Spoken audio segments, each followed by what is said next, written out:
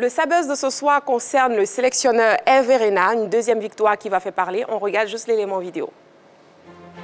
Quelques semaines après sa prise de fonction à la tête de la sélection féminine de l'équipe de France de football, Hervé Renard connaît déjà ses premiers succès. 2 victoires en amical en autant de sorties, un sans faute. La victoire obtenue 2-1 devant le Canada, champion olympique en titre, mardi est celle-là qui aura marqué les esprits. En effet, avec une sélection secouée récemment par une crise, il n'était surtout pas évident de voir ce groupe enchaîner un deuxième succès de rang après la deuxième performance enregistrée devant la Colombie 5-2. Après donc les terribles polémiques autour de l'équipe de France de Corinne Diacre, c'est déjà l'enflammade autour des Bleus d'Hervé Renard.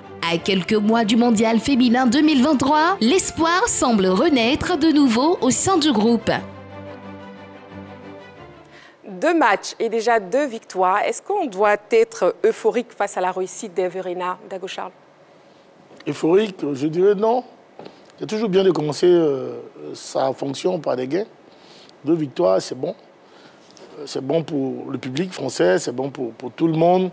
Mais je pense que c'est mieux même surtout pour les filles, parce qu'elles ont traversé un moment critique. Et donc ces victoires vont leur donner du bon au cœur. Et puis, elles vont pouvoir mieux entrer dans la préparation avec Hervé Renard. Déjà, Hervé Renard, on sait qui il est, on sait sa façon de travailler. En tout cas, moi, personnellement, j'attendais de voir sa communication avec ces jeunes filles-là. Mais là, je me rends bien compte que sa communication passe également, comme elle était passée avec les Zambiens, avec les Ivoiriens. Il est en train de passer, il est en train de réussir quelque chose d'extraordinaire. Ça veut dire que souvent, quand on va chercher quelque chose, ça veut dire qu'on a quelque chose derrière la tête et puis on peut y arriver parce que c'est lui-même qui s'est proposé voilà, pour être le sélectionneur de cette équipe-là. Ça veut dire qu'il nourrissait quelque chose, il a ambitionné faire quelque chose et puis voilà, il s'est donné les moyens en sélectionnant des filles voilà, qui acceptent son projet et on a les résultats aujourd'hui. Mais pour l'instant, ne nous enflammons pas, le football reste ce qu'il est. Diacre a connu aussi ces moments de gloire-là. Et puis après, il a eu des soucis. Donc pour l'instant, regardons le travail, faisons-lui confiance. Et puis on va voir ce que ça va donner d'ici 1 an, 2 ans pour moi. Henri-Joël, est-ce qu'il a déjà conquis le cœur des supporters?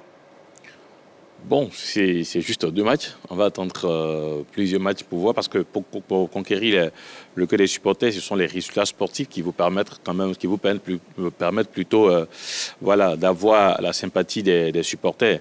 Pour l'instant, en termes de résultats, il n'y a rien de nouveau hein, puisque Corinne Diacre, elle aussi, est gagnée. Sauf que bon, peut-être c'est sa collaboration avec certaines filles de l'équipe de France qui ne passait pas bien. Donc, sinon, en termes de résultats, c'est les mêmes résultats que nous avons peut-être le plus probant sur ces 2 matchs pour Hervé Renard.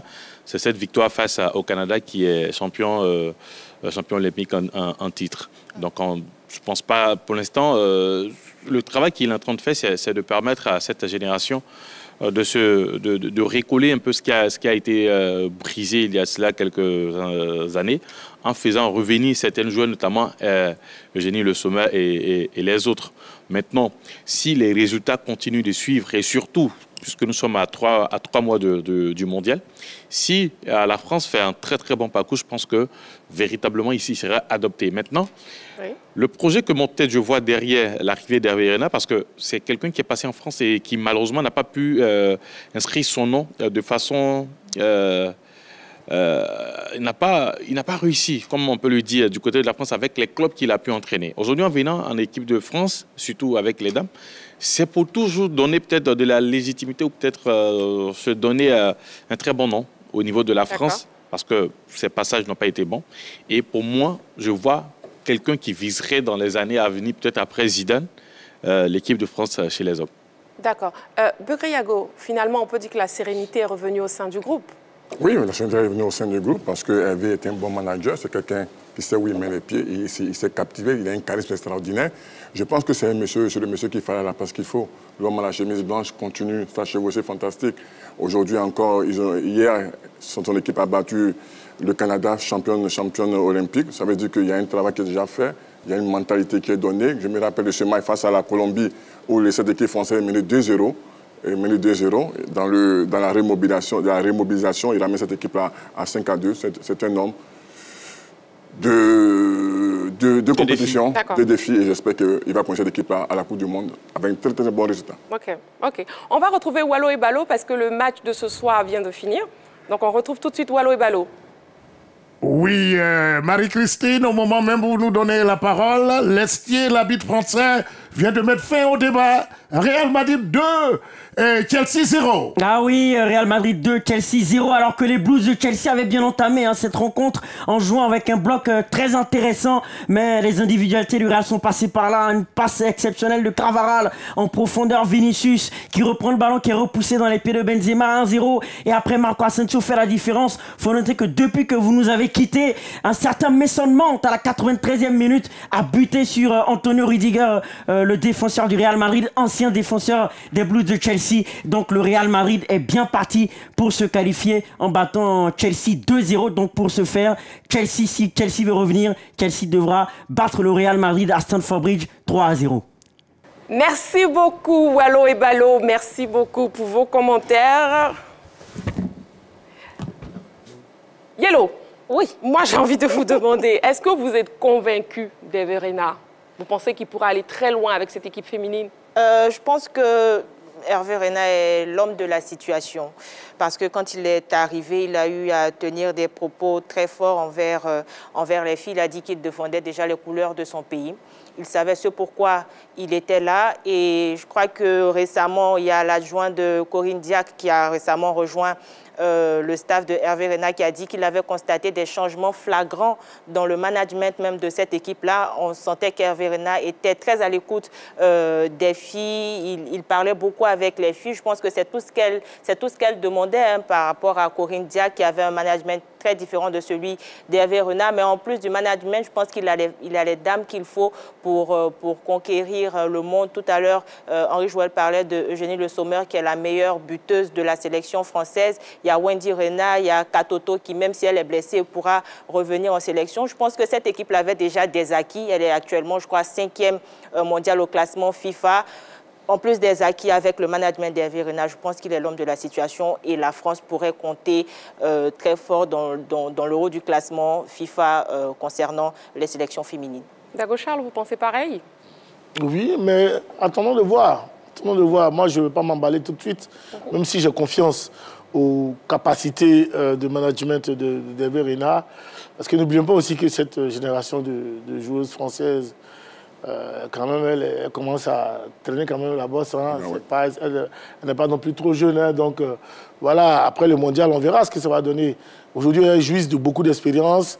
Peut-être que ça va beaucoup compter pour pouvoir attaquer cette Coupe du Monde. Mais après, il va falloir qu'il prépare une autre équipe, voilà, beaucoup plus sereine, quoi.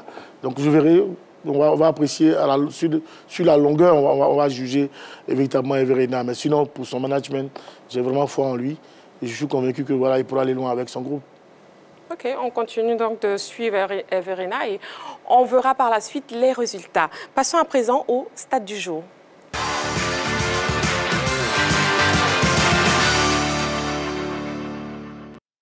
Ce soir, pour les stades du jour, nous avons le numéro 44. Face au Bayern Munich, hier, Manchester City a eu 44% de possession de balles, un chiffre inhabituel pour une équipe entraînée par Guardiola. 31, c'est le nombre de quarts de finale remportés par le Real Madrid en Ligue des Champions, c'est le record de la compétition. 187, l'entraîneur italien Carlo disputait ce soir son 188e match en Ligue des Champions. Il n'est plus loin du record d'Alex Ferguson qui est de 202 matchs. Madame, Messieurs, que vous inspire ce pourcentage de possession de balles de Manchester City, Begriago? Non, mais moi je pense qu'il faut comprendre, le football c'est s'adapter et c'est un entraîneur qui sait s'adapter. Il a un génie de la tactique, donc je pense qu'aujourd'hui il a su que ce Bayern avait un niveau collectif aussi élevé que Manchester City. Il a laissé le ballon et la preuve. On a vu après, ils ont transité, ils ont joué en contre, ils ont joué en attaque rapide. Ils ont fait très mal à cette équipe du Bayern de Munich. Donc moi, souvent, ce n'est pas d'avoir le ballon, c'est l'efficacité que vous faites du ballon. Et ça, ce Manchester hier l'a prouvé. Qu'est-ce qui explique la régularité du Real de Madrid, Henri Jouel? Waouh! Son expérience et peut-être ses coachs voilà. Et puis l'histoire de cette équipe avec la Ligue des Champions. Parce que Vous savez, le Real peut être moribond au niveau du championnat, peut-être dans les autres compétitions, mais quand ils arrivent en Ligue des Champions, qu'ils entendent peut-être la musique, ça les transcende. Donc aujourd'hui, c'est l'équipe qui fait peur dans cette compétition. Le Real peut avoir des difficultés, mais quand ils arrivent en Ligue des Champions, ça devient une autre équipe. Et là, ils battent tout le monde. L'année passée, quand ils remportent ce 14e trophée, vous savez, même les matchs allés, c'était difficile pour le Real. Ils avaient même été battus par Chelsea. Après, ils ont fait des remontadas. Ils ont été en difficulté face à City. Ils ont fait des remontadas. Ils ont été en difficulté presque sur toutes les rencontres, mais ils ont réussi à remonter les scores et surtout à gagner, à se qualifier.